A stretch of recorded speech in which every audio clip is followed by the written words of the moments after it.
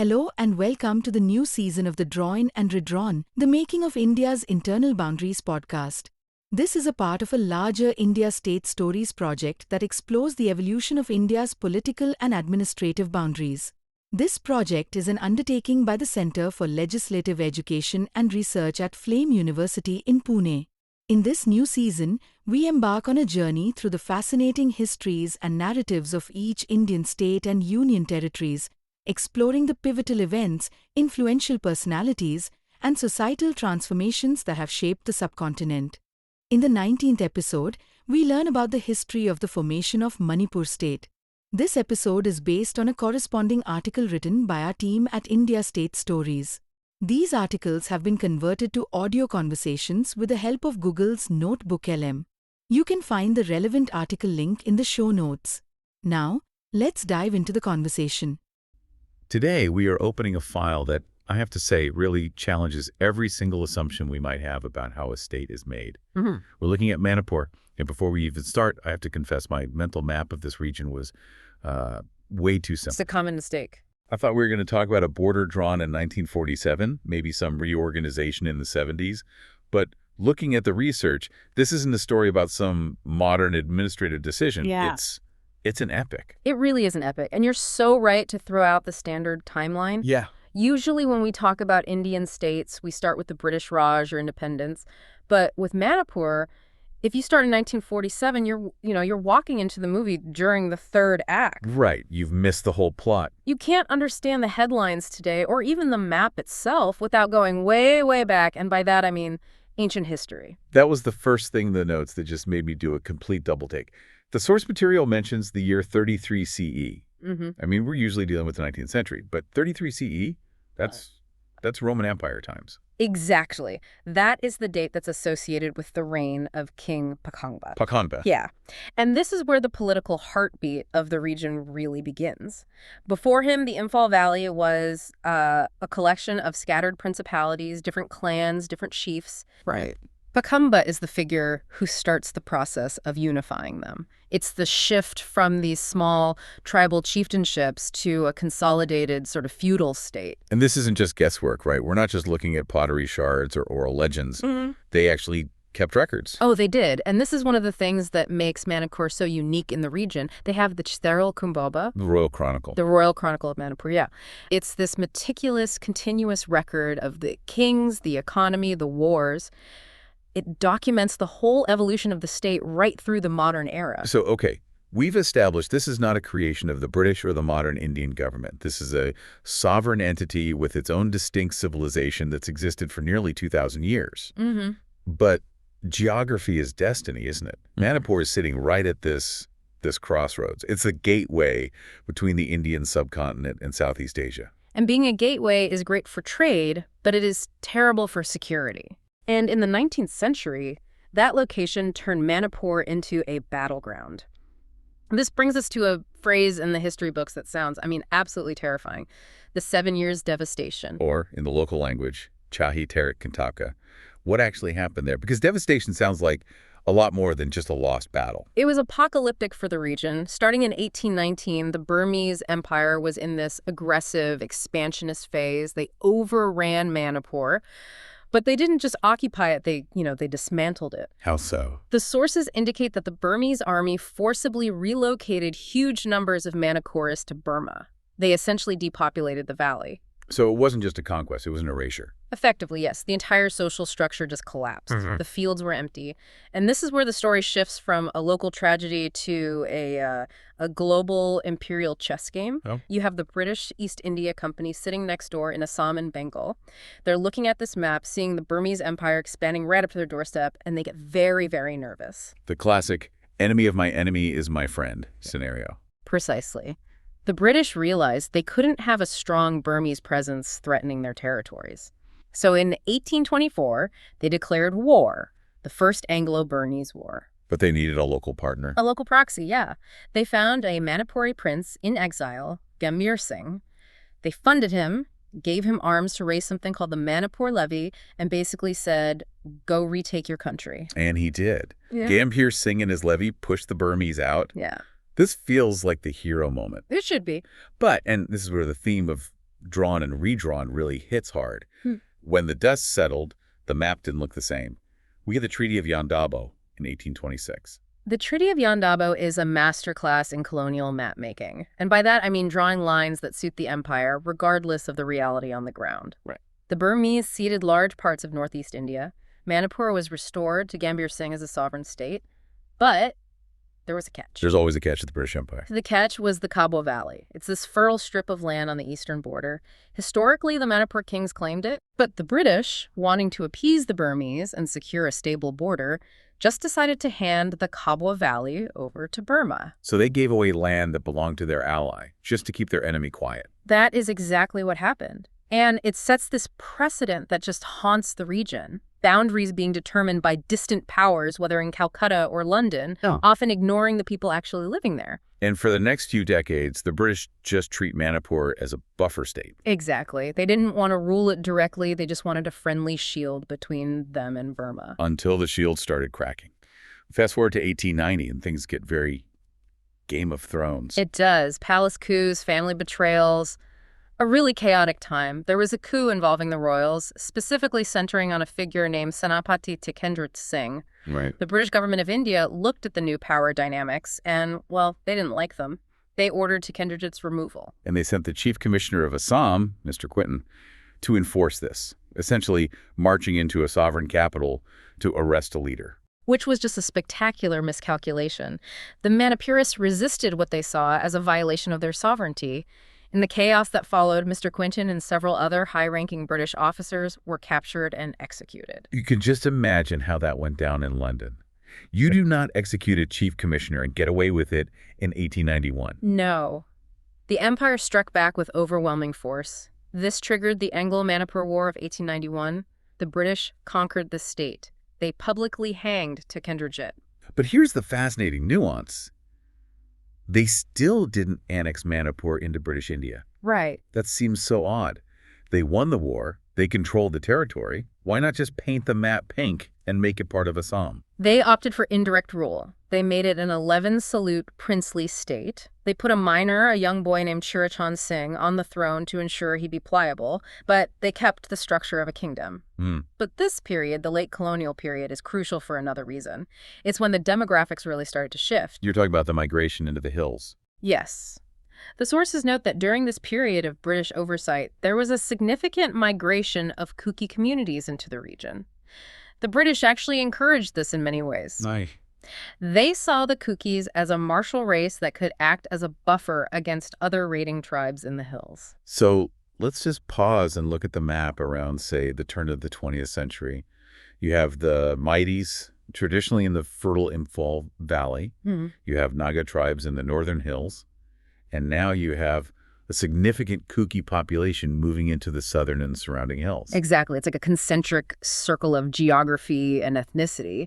And as long as the British were the overarching power keeping a lid on things, the friction was managed. But then fast forward to 1947, the British are packing up, the lid is coming off. And this is where the story gets incredibly complex. Yeah, I think most people assumed that when India became independent, all these states just automatically signed up on day one. Yeah. But for Manipur, the path was winding. Winding is a polite way to put it. In 1947, under Maharaja Bodhichandra Singh, the political landscape was just completely fractured. You didn't have one single Manipuri voice. You had totally diverging aspirations. Okay, let's break those down. Who wanted what? Well, you had a faction of Meitei insurgents who wanted to revert to a fully sovereign, independent kingdom-like before 1891. Right. You had Naga groups in the hills who were looking at the map and saying, we want to merge with our kin in the Naga hills. They were envisioning a greater Nagaland or Nagalim. Okay. You had Kuki groups calling for their own separate state. And then you had political parties like the Manipur State Congress who were pushing for democracy and integration with India. That is a lot of conflicting vectors. And amidst all this, in 1948, the Maharaja actually makes a surprising move. He signs the Instrument of Accession, but he also enacts a constitution. He does, and this is a detail that gets missed so often. Manipur became a constitutional monarchy.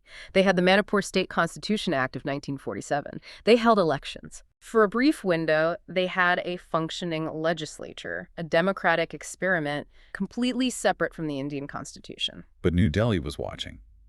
And the geopolitical clock was ticking. The sources quote Prime Minister Nehru writing a letter to the Maharaja, and he did not mince his words. No. Nehru and Sardar Patel were very clear-eyed about the risks. They looked at the map. Manipur is on the border with Burma. It's close to China. They saw a small, internally fractured state that couldn't possibly defend itself. So they saw it as a vulnerability. Oh, a huge one. Nehru wrote that there was no time to wait and see. He essentially argued that the business of defense had to be shouldered by the Union. Independence, in his view, was an illusion for a state in this position. And at the same time, inside Manipur, the pressure was building from the pro-democracy groups.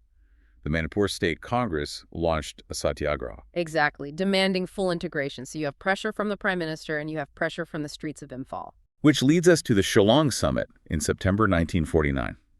The governor of Assam, Sir Akbar Haidari, invited Maharaja Bodhchandra Singh to Shillong. This feels like the climax of the integration story. The Maharaja goes to Shillong, presumably thinking it's a negotiation. It was a negotiation, but a very high-pressure one. The sources describe the Maharaja being effectively isolated. He was cut off from his advisors. He resisted at first, refusing to sign the merger agreement. But he eventually gave in. After intense discussions and, promises about his title, his ceremonial roles, a privy purse, he eventually capitulated.